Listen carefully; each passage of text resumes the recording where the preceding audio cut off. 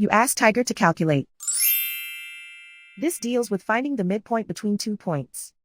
The midpoint between the 2 points is negative 57.5, negative 1.5.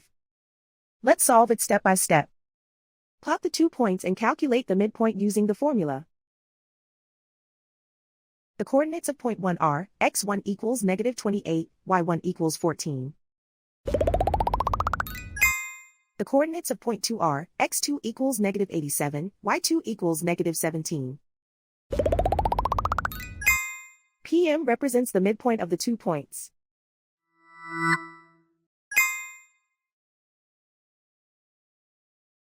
Use the x values in the midpoint formula to find the midpoints x. x1 equals negative 28. x2 equals negative 87. Simplify the arithmetic.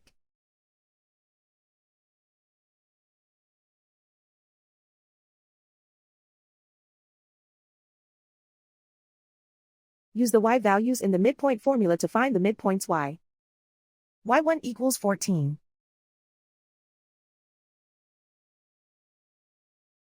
y2 equals negative 17. Simplify the arithmetic.